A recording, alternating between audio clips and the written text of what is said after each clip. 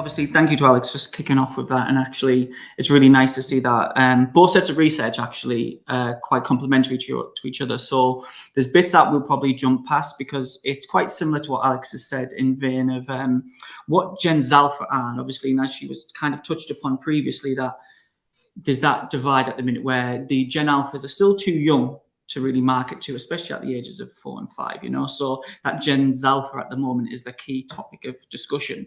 But for us, what we've kind of considered as marketeers and from a purely social perspective, it's to start looking at the numbers of what's to come, because obviously already people are talking about Gen Alpha, but what's next is obviously Gen Beta.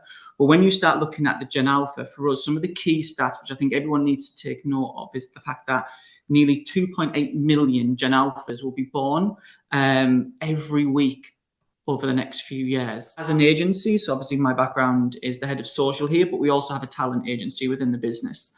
And we hyper focus on Gen Zs and Gen Alphas. So we actually manage talent of Gen Alphas. And it comes with a lot of challenges. Whoever you're marketing to, so whether you're using Gen Alpha, Gen Z, millennials, etc., whoever their audience is, we must remember that the product needs to be suitable for that age range.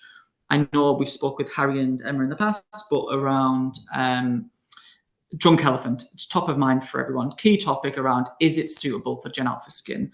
Yes, they have products that are. Majority of products they don't. So now it's making sure that the brands that we work with and the brands yourselves, so as marketeers, is taking ownership of that and being right, is this the right choice? It's about safeguarding measurements. We take into consideration everything that we can do with the government. So we've worked with HMRC, we've worked with some other bodies to make sure that everything we do, we have the right information to help guide the brands when they are working with them, especially when you've got your brand days and going out to these little events. You've got to remember that they are needed to be accompanied and that they are still a minor. Someone that's doing incredibly well right now in that sphere, and I think if you don't know them, I do recommend that you go and look at this brand. It is called Indu. It's Indu Beauty, which is relatively new to the UK last year. The founders are incredible people, and they've come from a background where their motto is built for teens by teens. The stats blew pretty much all of the campaigns we've done the year in terms of investment and what they'd used.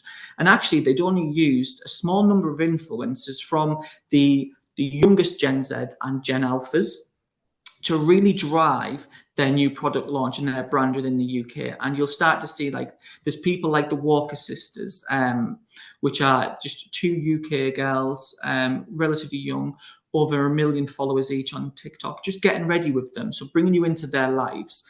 And it's incredible to see what stats can do. So we reach over 4.7 million from 6 creators. There was 18 pieces of content where we obviously did videos and stories, but actually incredible in terms of how much reach, which surpassed their actual followers. And then also with the engagements as well. So you can kind of see there 679,000 engagements and a 7.5% engagement rate. And as an industry standard within the beauty sector, you're looking around the 2-3%. That is considered good. For Indu Beauty to reach 7% just shows the power that Gen Alpha has and the influence they have over their generation.